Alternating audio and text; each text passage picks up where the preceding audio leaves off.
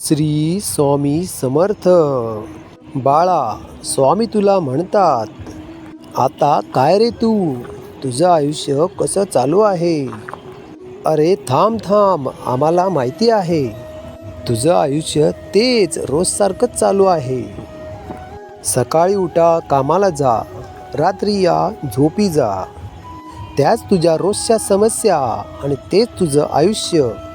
आम्हाला हे देखील माहिती आहे की तू तेच करून रोज कंटाळला आहेस. मला तुझी भक्ती आवडली. तू जो रोज आमचे नामस्मरण करतो, आमची सेवाही करतो, ते खरंच खूप कौतुकास्पद आहे. पण अजून तू आमची छोटीशी इच्छा पूर्ण केलेली नाही. काय रे, आपलं हे सोपं काम तू नाही करणार? काय काय म्हणालास तू, खरंच करशील का? बरं ठीक आहे, तू आमचं एक छोटंसं काम कर. ह्या चॅनलला सबस्क्राईब कर आणि कमेंट्समध्ये श्री स्वामी समर्थ असं लिही. हे सगळं करायला तू विचार करतोस. जेव्हा तू आमच्याकडे जे तुझ्या इच्छा आमच्याकडे मागतोस, ते तर आम्ही काही न विचार करता, न प्रश्न विचारता त्या इच्छा तुझ्या पूर्ण करतो. तर मग ही वेळ आज तुझ्यावर आली. आम्ही तुम्हाला ह्या चॅनलला सबस्क्राईब करायला सांगत आहोत, तर तू सबस्क्राईब करायला विचार करत आहेस. तुझा तर आमच्यावर खूप विश्वास आहे, श्रद्धा आहे. आम्ही सांगितलेलं काम पूर्ण करायला विचार कसला करतोस? बाळा, तू ह्या चॅनलला फक्त सबस्क्राईब करून घे आणि आता येणारी फक्त 5 मिनटं तुझ्यासाठी खूप महत्त्वाची ठरणार आहेत. तू पाहून दुर्लक्ष करू नकोस. आजचा हा स्वामी संदेश तू शेकावा अशी स्वामींची इच्छा आहे. जे दिसतं तसं नसतं, म्हणून हे जग फसतं असं म्हणतात. जे आपले खरे नातेवाईक असतात त्यांचं पण तसंच असतं. समोरून आपलं वावा करतात व आपल्या मागून आपली कशी वाट लागेल ह्याचा प्रयत्न करतात. तुमच्या घरात कधी वाद, तंटे, भांडण होत असतील तर मिटवण्यापेक्षा ते भांडण वाढवण्याचे हे लोक काम करत असतात. तुमची प्रत्येक गोष्टी, तुमच्या प्रत्येक यशाला कशी नजर लावायची यांना हे माहीत असतं. आपल्या घरी काही वाईट घडलं तर पहिला आनंद ह्या अशा लोकांना होतो. बरेचदा वाईट वेळेला आपले नातेवाईक नसून बाहेरचेच मदत करतात आणि रक्ताची नाती फक्त मजा बघतात. टोमणे मारणे, कुचकट बोलणे, शिवीगाळ करणे त्यांचे हे विशेष गुण असतात. म्हणून अशा लोकांच्या संपर्कात न राहता आपण आपली प्रगती करावी. कारण ही लोक मानसिकरित्या आजारी असतात. जर तुमचा मेंदू आणि मनाप्रमाणे संघर्ष सुरू असेल तर तुम्ही मनाचं ऐका. जो व्यक्ती सांसारिक गोष्टीच्या लोभात अडकत नाही, ह्याच खऱ्या अर्थाने अमरत्व प्राप्त केलं असं समजावं. हे जग व्यायामशाळाच आहे. इथे आपण स्वतःला शक्तिशाली बनवण्यासाठी येतो. धैर्य हेच जीवन आहे आणि भामट्यापणा हा मृत्यूचा लक्षण आहे. प्रेम म्हणजे जीवन आणि द्वेष म्हणजे मृत्यू.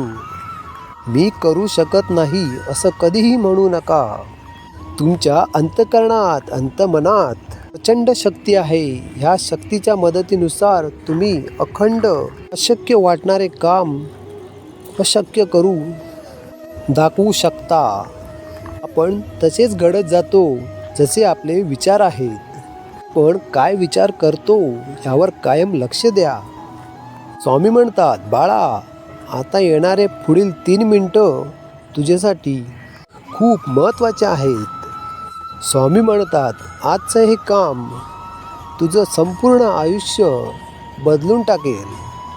स्वामी सांगतात, आपल्याला आयुष्यात झटपट काहीतरी मिळावं आणि पटकन आपण मोठे व्हावं असं प्रत्येकाला वाटत असतं. असं वाटणंही साहजिक आहे. झटपट काही मिळणं हे फक्त चित्रपटात होत असतं, वास्तविक आयुष्यामध्ये नाही. मुळात मोठं होण्यासाठी काही काळ स्वतःला जमिनीखाली गाडून घ्यावं लागतं. नंतर जे काही मिळेल त्याचं समाधान हवं. शेवटी तुम्ही जगलात तर ते वास्तव न मिळाल्याचं दुःख करत बसणे एक सहानुभूती देऊन पण साथ नाही. वास्तवात जगणं कधीही चांगलं. जीवन हे खूप चांगलं आहे. सतत त्या जीवनामध्ये रुसू नका. फूल उमगलं नाही म्हणून रोपाला तोडू नका. सगळं काही मनागत होत असतं असं नाही, पण जेव्हा मनासारखं होतं ते दिवस कधी विसरू नका. सुट्टात काही हात न कळत, पण जे हात आहेत सोबत त्यांना कधी सोडू नका. हे वाईट दिवस नक्कीच सरकतील. तुम्ही मात्र हसणं विसरू नका. स्वतःचे डोळे पुसण्याइतके धीट होणे आवश्यक असते, कारण जीवनामध्ये हसवणारे कमी आणि रडवणारे जास्त मिळतात. आपले डोळे उघडत असतात ज्याच्यावर आपण डोळे बंद करून विश्वास ठेवलाच असतो. कपाट आणि मन वेळोवेळी साफ केलंच पाहिजे. पण कपाटाला अडचण होते सामानाची आणि मनाला अडचण होते गैरसमजाची. आयुष्य बिंदास जगायचे, कुणाचे वाईट करायचे नाही, कुणाचे वाईट चिंतायचे नाही, कोणाच्या मागे वाईट बोलायचं नाही.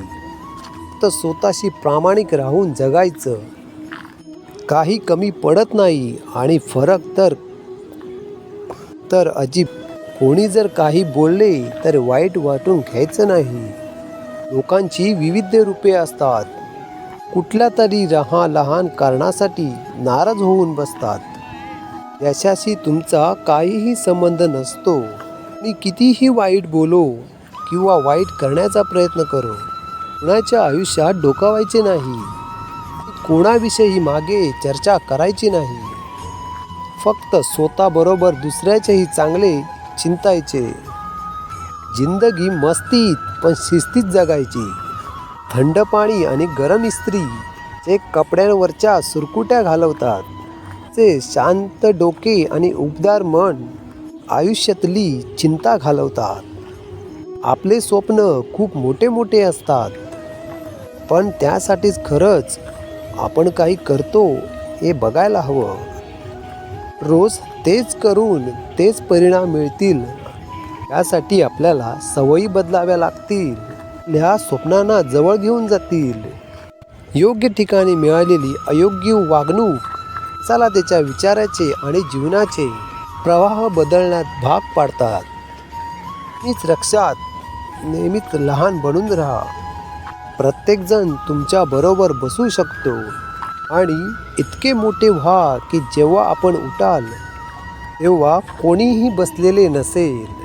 आयुष्य यशस्वी करण्यासाठी अजून वेगळं काही करणं लागत नाही. नियती एक कोरा करपतील एक कागद सूर्योदयाबरोबर आपल्याला बहाल करते. रात्र म्हणजे काळचा फळा पुसून साफ करणारे डस्टर. त्या स्वच्छ फळ्यावर आपण कालचेच धडे का लिहायचे? जो नव्या दिवसाला कोऱ्या मनाने सामोरी जातो नवा मजकूर लिहितो. पण लेखक नसेल तर प्रतिभावंत नक्कीच असतो. समजण्यापेक्षा समजून घेण्यामध्ये खरी परीक्षा असते, कारण समजण्यासाठी अनुभवाचा कस लागतो आणि समजून घेण्यासाठी मनाचा मोठेपणा लागतो. ह्या जीवन प्रवासात अनेक जीवन प्रवाह बाजूला येऊन अगदी अलगद जवळून निघून जातात.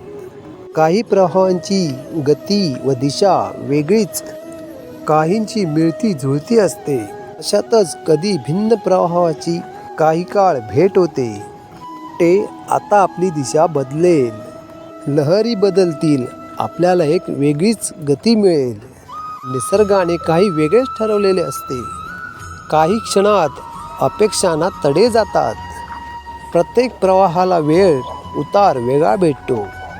मार्ग तोच असतो निसर्ग नियमित. पण निसर्गाने काही वेगळेच ठरवलेले असते.